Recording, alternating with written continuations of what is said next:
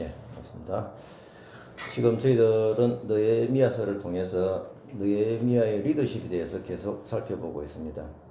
오늘 세 번째, 오늘 느헤미야의 리더십은 선행하는 지도자 주제를 가지고 느헤미야 4장 13절에서 5장 19절까지 말씀을 증언해 드리도록 하겠습니다.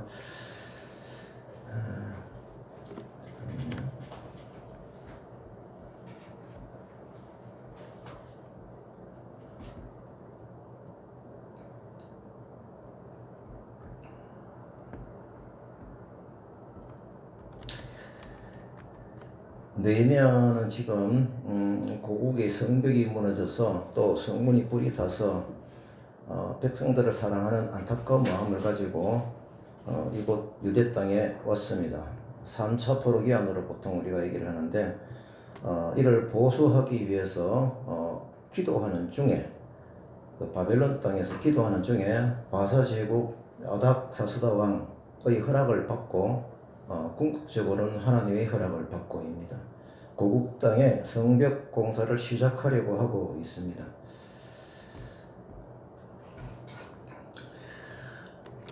그런데 지금까지 이스라엘을 괴롭히던 주변 나라들은 지금까지 괴롭혔던 나라들은 성문이 왜 불이 탔고 성벽이 왜 무너졌겠습니까? 그들의 공격으로 인해 가지고 무너진 것이죠. 그러면 그 괴롭혔던 그 나라들은 무엇을 했을까요? 이스라엘 백성들의 어떤 곡식이나 여러 재물들을 다 빼앗아 갔겠죠. 이렇게 되면은 주변 나라들이 이제 긴장하게 되는 것입니다. 자기들이 이제 더 이상 성이 쌓아지면은 공격할 수가 없겠는데 힘들겠는데 해서 성벽 공사를 입체적으로 방해를 합니다. 아시겠지만 그 당시 바사 제국은 127개 나라를 지배하고 있었고 이스라엘은 물론 지금 주변에 있는 모든 나라들이 바사 나라의 지배를 받고 있는 상황이었습니다. 그런데 이 이스라엘을 지금 주변 나라들이 연합군을 형성하여 공격하고 있다라고 하는 것입니다. 이때의 바사 나라의 왕은 아닥사스다 왕이죠. 자, 이제 그 방해를 지난 시간까지 우리가 살펴봤습니다만 오늘 말씀과 연결하기 위해서 잠깐 살펴보고 싶습니다. 먼저 그들은 어떤 멸시를 했나요? 어떤 방해를 했나요? 조롱과 멸시를 했습니다. 느헤미야 2장 19절 말씀에 보니까 산발락과 도비아와 게셈이 우리를 업신여기고 우리를 비웃으리되 너희가 왕을 배반하고자 하느냐 하기로 여기 나와 있는 인물들은 하나 개인 자격이 아닙니다. 그 민족의 총족이든지 그들이 지도자입니다. 한 나라들이죠.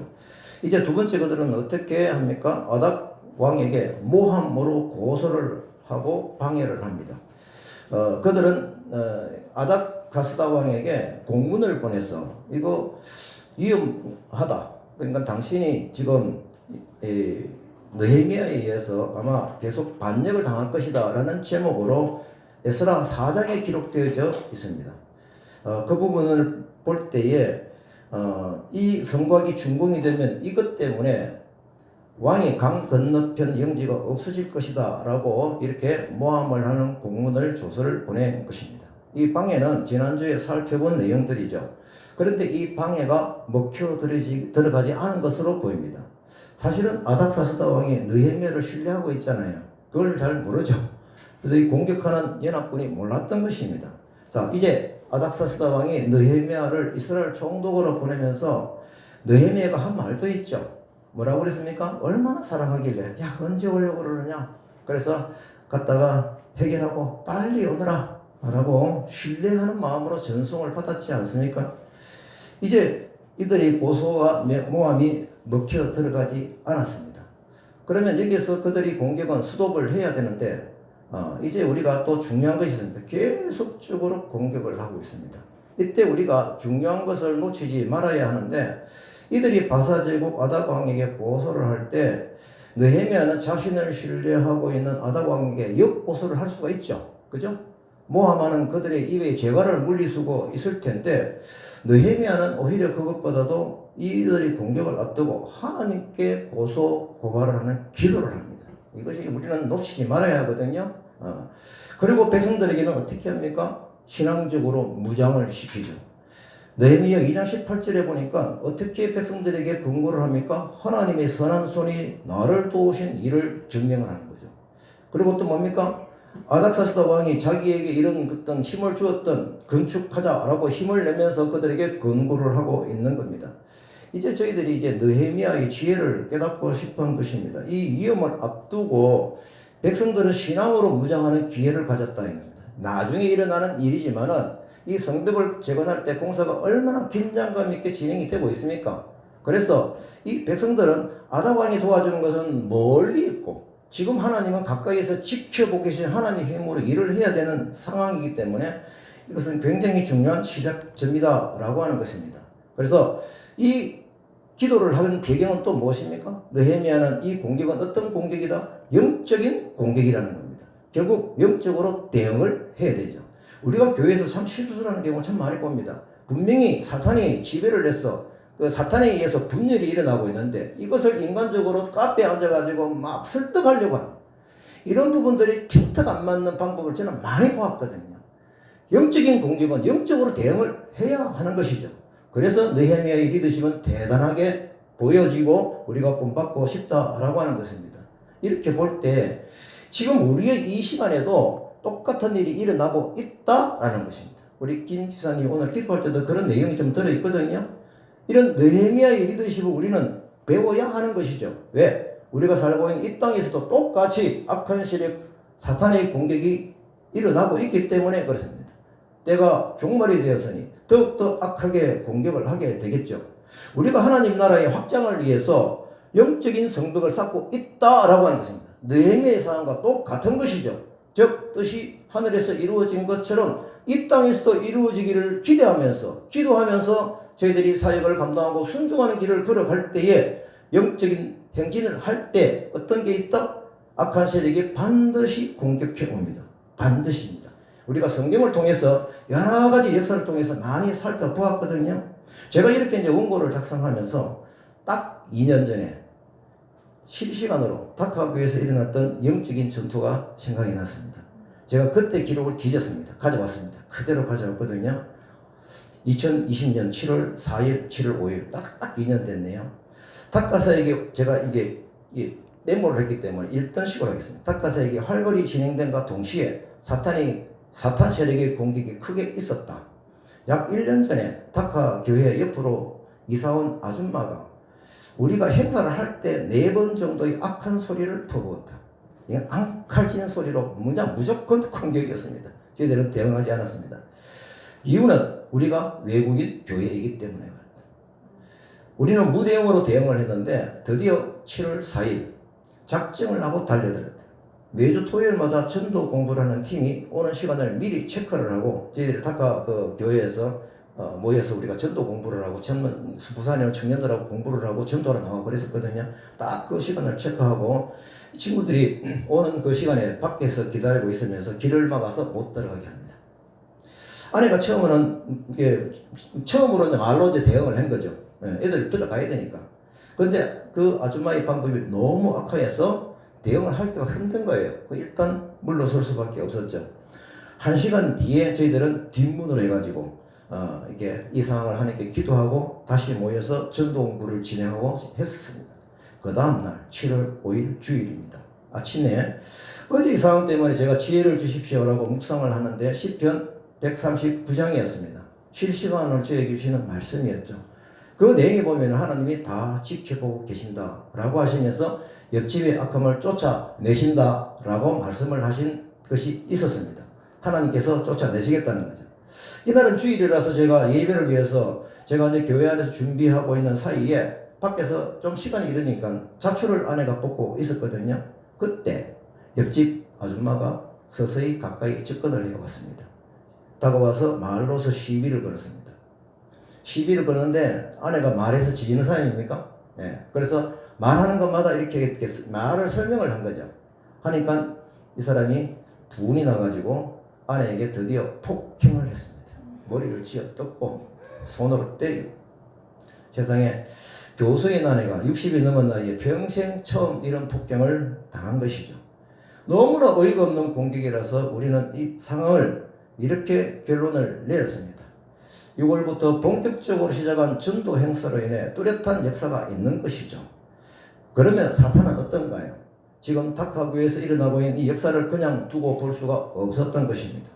오늘 말씀도 그렇게 주셨고 이렇게 깨달음이 오니까 우리 부부는 오히려 역설적으로 감사하게도 역설적인 부흥을 기대하는 기도를 하게 되었습니다. 사탄이 알아보는구나. 7월 4일, 7월 5일 다카구에서 일어난 사건은 평생 잊지 못할 것입니다. 아내와 저는 말씀으로 위로를 받고 넉넉하게 이겨나가기로 영적으로 다시 새겨왔습니다. 제가 생각나는 말씀이 있었습니다. 마태복음 5장 10절에서 12절 말씀. 의를 위하여 박해를 받는 자는 복이 있나니 천국이 그들의 것이니라. 나로 말미암아 너희를 욕하고 박해하고 거짓으로 너희를 거스려 모든 악한 말을 할 때는 너희에게 복이 있나니 기뻐하고 즐거워하라. 하늘에서 너희 상이 큼이라. 너희 전에 있던 선지자들도 이같이 박해하였느니라. 아멘. 다음날 묵상 시편 140장입니다. 다윗이 악한 자의 공격을 받는 부분을 하나님께 기도로 고소하는 내용이었습니다. 상황이 똑같죠. 그래서 저도 다윗의 방법대로 하나님께 고소했습니다. 7월 6일 날 하나님께 악한 자를 고소합니다. 시편 140장입니다.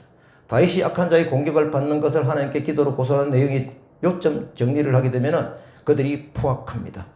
악을 꾀하고 싸우기 위해 모입니다. 뱀같이 그 혀를 날카롭게 하니 독사의 독이 있습니다. 옆집에 이사 온 후 계속 포악한 소리를 견적으로 날리더니 드디어 지난 토요일 날 뱀같이 혀를 날카롭게 했고 어제 주일에는 독을 뿜어대는 공격을 한 것이죠. 이유가 무엇이었습니까? 외국인 근로자 교회를 막겠다는 공격이죠. 그래서 오는 사람들을 원초적으로 막기 위해서 폭언과 폭력을 공격한 것이죠. 다윗을 공격한 사탄의 방법이 똑같은 것을 확인을 했습니다. 오늘 다윗이 이 악한 공격을 하나님께 고소를 했거든요. 다윗이 받는 공격 내용이 같으니까 저도 똑같이 시편 140편 기도문을 가지고 기도문을 만들어서 지금까지 매일 기도하고 있습니다. 그때 주셨던 그 느낌이 굉장히 강했거든요. 그래서 다윗의 방법으로 제가 시편 140편 4절에서 13절 말씀을 기도문으로 바꿔서 이렇게 정리를 했습니다. 제가 좀 다 읽고 싶은데 내용이 그렇습니다. 시간 때문에 제가 읽지는 않겠습니다. 눈으로 또 한번 보이시죠? 다윗이 공격받는 것, 또 다카 교회가 받은 공격. 오늘 본문에서 느헤미야가 받는 공격, 그 결이 같지 않습니까?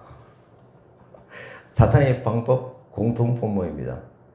또 뭡니까? 이 공격을 할 때 언제 공격을 해야 됩니까? 하나님 나라를 확장해 나가려고 할 때 사탄은 심한 공격을 하게 되어 있는 것입니다. 그래서 우리가 공격받을 때 오히려 기뻐하고 즐거워하라. 하나님의 역사를 하고 있다는 사탄이 알아보거든요. 그래서 다윗이 기도를 하였고 또 느헤미야가 기도를 우선으로 한 것을 따라서 우리도 기도를 합니다. 그때 제가 이렇게 기도했습니다. 하나님, 옆집이 1년 안에 이사 나가도록 해주십시오. 구체적으로 기도했습니다. 1년 안에. 그분 지금 그 사람은 자기 집에 막 그냥 인테리어를 하고 야단 났거든요. 1년 만에 이사 갈 리가 없어요. 내가 상황을 보니까. 그래도 기도했습니다. 그런데 하나님은 1년 만에 우리를 이곳 터전으로 이사를 하겠습니다. 할렐루야. 어쨌거나 그 아줌마는 하나님에 대한 징계는 따라 하시겠죠. 문제는 분리시켜서 이곳 터전으로 만들어 주셨습니다. 자, 이제 본론으로 다시 들어옵니다. 아닥사스다 왕의 시원한 답변을 듣지 못한 그들은 연합군의 힘으로 무력으로 공격하는 상황으로 가게 되는 것입니다. 이렇게 보면은 지금까지의 어려움은 어떻게 보면 서론에 불과한 것이죠. 실제적인 무력 충돌과 내부적인 어려움이 본격적으로 이제 진행이 되는 것입니다. 우리는 이제 영적인 사역을 하는 사람들이잖아요. 여기 계신 분들은 거의 다 그렇습니다. 그래서 보여준 느헤미야의 영적 기도력을 유심히 보고 따라가야 할 것입니다. 이것이 바로 우리가 말씀을 보는 이유이기도 하죠. 그리고 제가 여기 앉아 계시지만은 선행하고 계시는 우리 이영란 선교사님 보여주는 리더십도 제가 잘 배우고 따라가고 있습니다. 느헤미야 4장 13절에서 23절 말씀에 보게 되면은 그 대응책이 어떠했습니까? 제가 말씀이 길어서 요점만 정리를 합니다. 13절 종족을 따라 지금 이제 공사를 하는 데 있어서 어떻게 실제 일어나는 것이냐라고 하는 것입니다. 종족을 따라 칼과 창과 활을 가지고 서 있게 했습니다.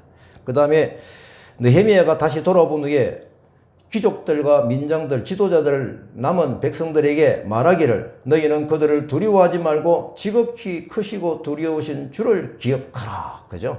하나님을 기억하라. 너희 형제와 자녀와 아내와 집을 위하여 싸우라. 성벽 재건 공사가 진행되는 과정을 보게 되면 정말 눈물이 날 정도로 많은 공격을 시달립니다. 그러나 이 위기의 순간에 느헤미야는 영적인 지도력뿐 아니라 정치적인 지도력을 함께 발휘하며 성벽을 보수해 나갑니다. 전체 구간을 쪼개가지고 공격해오는 그 공격을 분산시켜서 부하의 절반은 일을 하고 나머지 절반은 갑옷을 입고 창과 방패와 활로 무장하여 싸우게 하고 또 건축 자재를 실어나는 사람들의 한 손에는 뭐가 있습니까? 일을 하고 다른 한 손에는 무기를 들게 하고 싸우면서 일을 진행시켰습니다. 어떻게 보면 정말 포기할 수밖에 없는 상황입니다. 불구하고 느헤미야는 하나님을 믿고 한 걸음 한 걸음 성벽 재건 공사를 위해 나아갔던 것입니다. 또한 긴박한 상황에서 지휘자의 뜻이 공사장 구석구석에 잘 전달될 수 있도록 나팔 부는 자를 자신의 곁에 두고 신호를 보냈습니다. 지혜를 잘한 것이죠. 제가 이렇게 하다 보니까 요즘 지하철 공사가 보니까 구간을 쪼개서 공사를 하더라고요. 아마 이 느헤미야의 지혜가 그들에게 유명한 것이 아닌가 생각을 제가 살짝 해봤습니다. 이제 성벽을 쌓아야 하는 일터에서 적군의 공격에 대비하는 전투 전략이 보입니다. 저는 지금 느헤미야의 군인으로서의 지도력을 말씀드리는 것이 아닙니다. 그 이전에 어떤 지도력입니까? 영적인 지도력을 말씀을 드리고 있습니다. 그리고 놓치지 말아야 하는 것은 느헤미야가 이 땅에 온 이유가 무엇입니까? 아시잖아요? 자신의 정치적인 출세 목적으로 온 것이 아닙니다. 무너진 성벽 때문에 공격받는 하나님의 백성, 자기 백성들이 안타까워서 울며 슬퍼하며 금식 기도를 했지 않습니까? 하나님께서 그 기도를 들어주신 거죠. 어떻게 했습니까? 아닥사스다 왕이 괜히 그냥 얼굴을 보고 네 얼굴이 왜 그러냐 질문을 하게 해서 결국은 아닥사스다 왕의 허락을 받고 성벽 재건 공사를 하는 총독의 자격으로 자기 땅에 온 것 아닙니까? 그러면 느헤미야가 하나님 주신 비전을 받아 시작된 일이고 이 공사를 방해하는 세력은 표면적으로는 주변 국가의 연합 군사력이지만은 사실은 사탄의 공격인 것을 정확하게 알고 있는 것이죠. 그래서 영적인 전투 현장인 것입니다. 여기서 한 가지 또 우리가 놓치지 말아야 할 내용은 느헤미야가 연합군의 공격을 당하면서도 이렇게 이겨나가는 힘의 권한이 무엇일까 하는 것을 생각을 해봐야 됩니다.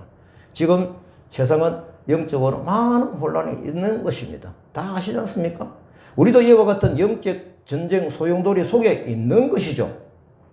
그러면 우리도 실시간으로 느헤미야의 지도력을 메모를 해서 적용을 해야 되는 것 아닙니까? 적어도 자신이 시니어이고 다른 사람들에게 하나님의 방법을 전하고자 하는 그런 비전이 있으신 분에게는 더욱더 그러하죠. 이제 느헤미야의 구체적인 대응을 살펴봅니다. 13절입니다. 아까 읽었잖아요. 종족에 따라 칼과 창을 활을 가지고 서 있게 했습니다. 그리고 두 번째, 세 번째 아까 말씀 읽었는데 자 종족을 따라 창과 칼을 가지고 서 있겠다라고 내용 중에서 이 종족이라는 말에 제가 집중을 해봅니다. 이건 뭐냐라고 하면 종족끼리, 시족끼리 같은 어떤 부대를 만들어서 이게 싸우게 하면서 또 일을 하게 하면은 훨씬 군사 조직으로서 효율성 증대케 하는 효과가 있겠죠. 이런 지혜가 느헤미야에게 일어났던 것입니다. 두 번째 보니까 4장 14절에 너희는 그들을 두려워하지 말고 지극히 크시고 두려우신 주를 기억하고 싸우라. 누구를 기억하고? 하나님을 기억하면서 싸우라 이겁니다. 이것이 바로 느헤미야가 백성들의 염려를 살펴본 후에 영적인 터치를 한 것이죠. 느헤미야가 주를 기억하고 싸우라는 무슨 의미입니까? 이것을 또 생각해 보면 느헤미야는 뭘 알 수가 있나요? 옛 선조들이 믿음과 신앙을 가지고 순종함으로 하나님의 자유를 지키기 위해 하나님의 정의를 위해서 대적들과 용감하게 싸웠던 사실을 알고 있는 것이죠. 그리고 특히 하나님이 그 백성들을 대신해서 싸워줬다는 기록을 분명히 깨닫고 있는 것이죠. 그래서 승리하게 하셨지 않습니까? 이런 엄연한 역사적인 사실을 느헤미야는 마음속으로 굳게 믿고 있었죠. 믿음의 눈으로 확고하게 돌아보자는 근거를 지도자가 하고 있는 것입니다. 그래서 공격해오는 적군을 두려워하지 마라 라고 지혜를 하면서 군사력이 일어나야 되는 그 힘을, 창의 힘을 믿어라 한 것이 아니고 주를 기억하며 싸우라는 겁니다. 지도자 느헤미야는 이렇게 하나님의 역사의 말씀을 통해서 배웠을 것이고 자신도 충분히 체험한 영적인 힘이 있기 때문에 이런 지휘력을 발휘할 수 있다라고 하는 것입니다. 이렇게 볼 때 영적인 지도자는 말에 있지 않습니다. 믿음으로 살아온 체험의 능력이 있어야 따르는 사람들에게 힘있게 전달할 수가 있는 것이죠. 살펴보십시다. 그 당시에 이 성벽을 공사를 하는 군사들, 사실 어떻게 보면 그냥 농사하던 사람들이죠. 제대로 훈련을 받았을까요? 못했습니다. 실전 경험이 있습니까? 없습니다. 무기 또한 상대적으로 열세였지만은 하나님을 믿는 믿음으로 승리할 수 있다는 느헤미야의 확신을 그들에게 심어준 것이죠. 군사력이 있었다면 지금까지 그렇게 피해를 당했겠습니까? 그렇지 않습니다. 이제 우리는 영적인 지도자는 먼저 자신이 하나님 앞에서 믿음으로 신뢰하며 확신하는 믿음이 있어야 하는 것입니다. 그래야 백성들을 영적으로 지휘할 수가 있는 것입니다. 제가 이 말씀을 기록을 하다가 한 2주 전에 우리 유명 선교사님하고 대화를 한 내용이 기억이 나요. 그 베트남에서 이분이 저기 보니까 이 외국의 손님들은 베트남 맞습니까? 손님들 오면은 설명을 하고 이걸 굉장히 잘하는 거예요. 맞죠? 베트남입니까? 태국입니까? 예. 네. 굉장히 잘하는 거예요. 그러니까 이제 보니까 유 선교사님을 딴 데서 픽업을 해가려고 서로 이제 두 사람이서 맞죠? 그죠? 정확하게는 앞에 놓게 해야 되는데 하여튼 서로가 탑을 내는 거예요. 그러면서 유 선교사님에게 저기 가면은 그죠? 너 무덤 분다. 무덤 분다는 게 뭡니까? 죽이겠다는 뜻이죠. 근데 저 연약함하고 입에서 뭐가 나오는지 압니까? 자신은 하나님 나라 하나님을 여기 와 있는 걸 마음속에 있기 때문에 죽일 테면 죽여봐라. 그게 무엇입니까? 하나님이 나를 지켜보고 계신다. 그 확신이 있는 것이. 저 연약한 얼굴에서 어떻게 이런 말이 나옵니까? 이게 바로 느헤미야가 뭡니까? 죽으면 죽으리. 에스더입니까? 죽으면 죽으리다 하는 그런 결심과 느헤미야의 결심과 또 유명 선교사님이 죽일 테면 죽여봐라. 저희들이 약한 경험이지만은 옆집 아줌마가 공격해올 때 따뜻하게 하나님께 기도했던 그런 모습들 우리가 같이 가야 될 것 아닙니까?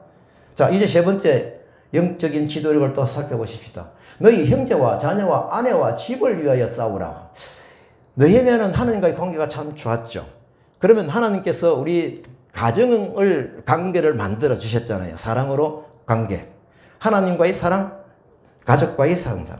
이런 가족과의 관계를 주셨는데 그러면 이 가족의 안녕을 위해서 네가 싸워야 된다. 이런 어떤 동기부여를 하는 것이죠. 이스라엘 백성 지금 군사가 상당히 적습니다. 그래서 너희들은 너희 집이 아내와 자녀들을 위해서 싸우는 거야. 이렇게 비장한 각오를 하게 하는 것입니다. 이제 현장에서 일터에서의 유의 방법을 실천하며 어떻게 해야 하는가의 문제입니다. 이제는 그 다음 실천이죠. 16절에서 18절입니다. 보니까 절반은 일하고 절반은 갑옷을 입고 창과 방패와 활을 가졌고 한 손으로 일을 하며 한 손에는 병기를 잡았고 나팔 부는 자는 내 곁에 있었다라는 것입니다. 21절, 23절은 그 설명이죠. 제가 이렇게 볼 때 어떤 생각이 드냐면 앞에 나왔던 하나님 예레미야의 포괄적인 서론적인 방법은 우리가 교회에서 말씀을 들을 때 아멘, 아멘 하면서 은혜를 받고 나가면서 뭡니까? 우리 삶의 현장이 있잖아요. 그럼 삶의 현장에서 어떻게 살아야 될 것인가? 라고 하는 것이 16절, 17절, 18절 말씀이 아닌가? 라고 하는 것입니다. 우리는 기도의 힘으로 악한 세력을 이겨나가는 말씀을 교회에서 듣고 메시지로 듣고 성경을 통해서 확인을 하고 우리가 이 삶의 일터에서 가정에서 실천을 해야 하는 것이죠. 어떻게 해요? 16절, 17절, 18절 보면 나오지 않습니까? 공사 현장에서 전쟁의 기정감이 막 느껴지시죠? 이제 느헤미야 5장 1절부터 19절 말씀을 봅니다. 백성들이 원망과 대응책. 그때에 백성들이 그들의 아내와 함께 크게 부르짖어 그들의 형제인 유다 사람들을 원망하는데 이게 무엇입니까? 이게 지금 느헤미야에게 또 다른 어려움이 닥쳐왔습니다. 이 내부적인 어려움이죠. 근데 그 사람들의 어려움을 제가 살펴보니까 요약을 해보니까 요약된 걸 보십시오. 이 백성들이 하는 상황이에요. 우리와 우리 자녀들가 많다. 근데 양식을 얻어먹고 살아야겠다. 뭐 먹을 게 없다라는 거죠, 지금요.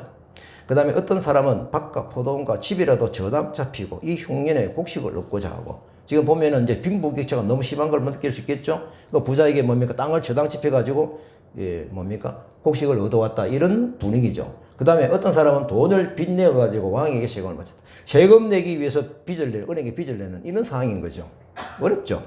그 다음에 우리 자녀를 종으로 파는다. 이건 종으로 팔아가지고 돈을 확보하는 거죠. 우리에게는 아무 힘이 없다. 이것이 지금 이 내부적으로 백성들에게 있어진 상황인 것입니다. 이때 지금 성벽을 쌓아야 되고 또 동시에 전쟁을 해야 되는 이런 상황에서 내부적인 이 어려움을 당한 이 느헤미야는 어떻게 해야 되는가요? 사면총 아닙니까? 6절부터 13절 말씀을 보니까 제가 요약해서 말씀을 드리겠습니다. 그냥 성경은 보십시오. 느헤미야는 백성들이 부르짖음을 듣고 처음에는 크게 노하였습니다. 근데 깊이 생각을 해봤습니다. 이 불쌍한 백성들, 이면에는 누가 있습니까? 보니까 고리 대금으로 이익을 취하는 그룹이 있는 거예요. 그 귀족들이 있는 겁니다. 그들 귀족들을 부릅니다. 그들을 꾸짖습니다. 동시에 그들에게 협조를 구합니다. 너희가 각기 형제에게 높은 이자를 취하는구나. 우리 형제 유다 사람들을 우리의 힘으로 다하여 도로 찾았거늘 너희는 너희 형제를 팔고자 하느냐? 너희 소행이 좋지 못하다. 그 이자 받기를 그치자. 그런즉 너희는 그들에게 구워준 그 소위 100분위를 돌려보내라. 그렇게 하였더니 이런 겁니다. 지금 느헤미야는 이스라엘 상류 계급층과 충돌을 빚을 수 있는 어떤 위험이 있음에도 불구하고 이 근고를 하고 있는 것이죠. 사실은 정치자 지도자는요, 돈 많은 사람, 힘 있는 사람, 이걸 내 편으로 만들어야 되는데 지금 적으로 만들고 있는 거예요. 이유는 무엇입니까? 밥을 먹지 못하는 불쌍한 백성들을 위해서, 또 이 세금을 내기 위해서 이 은행에 돈을 빌리는 그 사람들을 위해서 이들에게 협조를 구하는 것입니다. 자, 이 말을 할 수 있는 이 느헤미야, 그 뒤에 내가 보니까 그 귀족들이 백성들이 고리 대금업자들이 에레미야의 근고를 받아들입니다. 우리가 당신 말씀대로 행하여 돌려보내고 그들에게서 아무것도 요구하지 않겠습니다. 2절을 이제 아무것도 요구하지 않겠는데 굉장히 큰 상황 변화가 옵니다. 이거 절대 쉬운 결정이 아니거든요. 그러면 이들이 어떻게 느헤미야의 권고에 순종하며 따라갔을까? 이걸 생각해 봐야 됩니다. 어떻게 느헤미야의 지도력이 이게 먹혀 들어갔을까 합니다. 제가 말씀을 유심히 보았습니다. 일단 13절 마지막에 그들이 합창적인 고백이 뭡니까? 회중들이 뭡니까? 지금 이 회중은 지금 근고를 받은 귀족들입니다. 다 아멘 하고 여호와를 찬송하고 백성들이 그 말한 대로 행하였다. 분명히 느헤미야가 얘기를 했는데, 느헤미야 당신은 막 이렇게, 이것이 아니죠.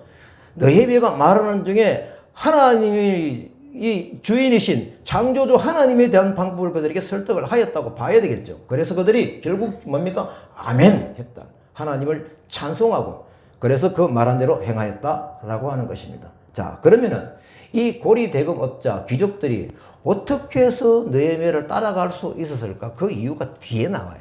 뒤에. 그게 14절부터 19절 말씀입니다. 여기에 보게 되면 느헤미야의 내려놓은 리더십이 있어서 그렇습니다. 이 내용도 쭉 보면은 뭐 어렵지 않습니다.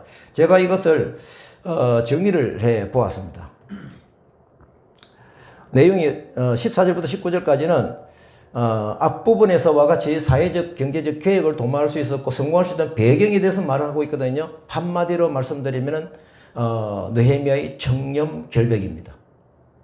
오늘 말씀에서 느헤미야의 리더십 3 해가지고 선행하는 지도력을 본받고 따라갑시다 라고 제가 말씀을 드리고 있습니다. 그래서 그가 보여준 청렴 결백한 내용을 좀 자세히 살펴보고 싶습니다. 첫째, 그가 총독으로 근무한 전체 12년 동안 느헤미야는 물론 그의 형제들이 총독의 녹을 먹지 아니하였다. 대단한 거죠. 12년 동안 월급을 하나도 받지 않고 했다라고 하는 것입니다. 여기 보면 그의 형제들이 누굴까 제가 찾아보니까 참모죠. 그죠? 스태프들이죠. 다 같이 공통적으로 받지 않고 일을 했다.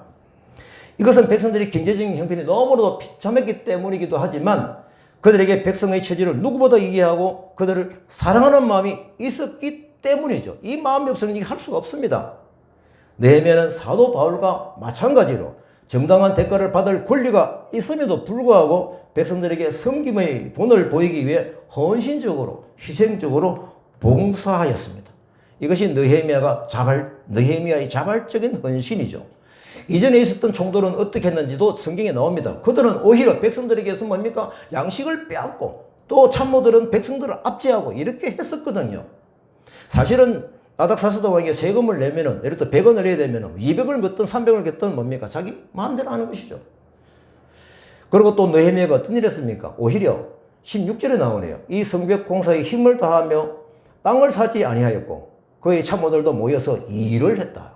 지금 땅을 사지 않았다? 그럼 이전 총독들은 뭡니까? 충분히 자기 부동산 확보를 위해서 이렇게 했다라고 하는 것이죠. 느헤미야가 전임 총독들과는 달리 폭정을 행하지 않을 뿐 아니라 오히려 자신의 것들을 다 내려놓는 리더십을 보인 것이죠. 즉 그는 하나님을 신뢰하고 두려워했기 때문에 하나님의 대사로서 백성들에게 짐을 지을 수가 없었던 것입니다. 이뿐이 아닙니다. 이 백성의 부역이 중요하니까 일을 하려면 먹어야 하잖아요. 그죠? 느헤미야는 이 먹을 것이 부족한 백성들을 위해서 어떻게 준비했습니까? 18절에 나오네요. 매일 소 한 마리, 매일입니다. 살찐 양 6마리, 닭도 좀 준비하고 열흘에 한 번씩은 포도주도 공급하고 이렇게 느헤미야는 많은 양의 음식을 누구에게? 일하는 백성들에게 공급을 했다라고 하는 것입니다. 엄청난 비용이 들어갔겠죠. 그럼에도 불구하고 그는 백성들로부터 합법적인 돈 일자라도 받지 않았다는 겁니다. 무엇보다도 중요한 것은 느헤미야가 왜 이렇게 했을까? 근본적인 이유가 무엇인가요? 그는 자신이 하나님을 경외하였기 때문에 라고 고백을 하고 있습니다. 느헤미야는 이 기록을 하면서 마지막으로 이렇게 기도를 합니다. 19절입니다. 내 하나님이여 내가 이 백성을 위하여 행한 모든 일을 기억하사 내게 은혜를 베푸시옵소서. 오늘 말씀에서 느헤미야의 어떤 영적 리더십을 배울 수가 있는 것입니까? 저는 이렇게 정리를 해봅니다. 느헤미야의 선행하는 리더십이다. 돌이켜 보십시다. 느헤미야는 바사나라에서 아닥왕의 신임을 받고 술 맡은 자로서 호의호식을 하며 잘 살 수 있었지 않습니까? 이 배경이 참 중요하거든요. 느헤미야는 지금 사서 고생을 하는 것처럼 보입니다. 이것이 왜일까요? 비전의 힘이죠. 훨씬 큰 비전의 힘이 있기 때문에 이것이 극복이 되는 것입니다. 주변 나라 공격을 당한 어려움보다도 받은 비전이 워낙 크기 때문에 하나님께 기도하며 이겨나가는 것입니다. 어떻게 보면 우리 탑과 성교인 공동체도 양은 적지만 방향은 결은 비슷합니다. 이 예배 인터넷을 참여하고 있는 저희 자녀들 부모가 나이 들어가지고 편안하게 살 수 있는데 왜 사서 고생합니까? 그렇게 생각하고 있죠. 사실 가족 사랑이죠. 얼마나 가족을 사랑하기 때문에 안타까워서 그렇게 하죠. 하지만 우리 인생의 주인이시고 우리를 구원하시기 위해서 독생자를 주기까지 사랑하신 하나님의 사랑을 한번 우리가 생각해 보자라고 하는 겁니다. 거기에 대한 반응을 해 보자라는 겁니다. 저는 이 부모의 이 수고로 자녀들에게 흘러가는 그 복을 생각하고 있습니다. 아니요? 믿습니다. 아니요? 확신합니다. 저는 그 결과를 지금 조금씩 보면서 참으로 기뻐하고 있습니다. 유권사도 요즘 표정 보면 알잖아요. 기뻐하는 표정이 맞아. 우리 기쁨이야. 저는 이 과정을 메모를 하면서 하나님의 기쁨을 묵상해 보거든요. 그래서 아까 전에 읽었던 말씀이지만은 마태복음 5장에서 기뻐하고 즐거워하라. 명령이죠. 하늘에서 너희 상이 크다. 너희 전에 있었던 선지자들도 이같이 박해하였느니라. 박해를 받으면서도 이겨나가는 그 힘 때문에 하나님이 기뻐하시고 지켜보고 계십니다. 하늘의 상이 크다라고 우리들에게 말씀으로 해 주신 것입니다. 제가 이제 마지막입니다. 마지막으로 디모데전서 4장을 제가 묵상하면서 오늘 말씀과 똑같은 제가 기도문을 발견을 했습니다. 내용이 뭐냐라고 하면 좋은 일꾼의 자세는 선행하는 일꾼이다. 그때 옛날에 적은 거예요. 디모데 4장 묵상을 합니다. 똑같더라고요, 보니까요. 그래서 그때 제가 메모한 것이 건강한 교회는 지도자의 책임이다. 제가 성경 내용을 기도문으로 작성하고 매일 기도하고 있습니다. 매일 기도하고 있습니다. 이 기도문을 같이 제가 읽고 마지막으로 마치겠습니다. 이게 말씀대로 가지고 제가 기도문을 적다 보니까 한 7가지로 제가 정리를 한 거거든요. 예, 우리 같이 한번 이렇게 기도로 선포하듯이 하나씩 1. 지도자는 먼저 합니다. 시작. 지도자는 먼저 신화를 버려라. 같이 하십니다. 시작. 2. 경건에 이르도록 자신을 연단하여라. 너는 이것을 행함으로 내 자신과 내게 듣는 자를 구원하리라. 3. 오직 말과 행실과 사랑과 믿음과 정절에 있어서 믿는 자에게 본이 되어라. 4. 잃는 것과 근한한 것과 가르치는 것에 전념하여라. 5. 안수받을 때 예언을 통하여 받은 것을 가볍게 여기지 마라. 6. 모든 일에 전심전력하여 너희 성숙함을 모든 사람에게 나타나게 하라. 7. 내 자신과 내 가르침을 살펴 이것을 계속 행하여라. 내 자신과 내게 듣는 자를 구원하리라. 디모전서 4장 말씀을 그냥 기도문으로 요약한 게 이 성경 말씀입니다. 그런데 이 말씀하고 똑같잖아요.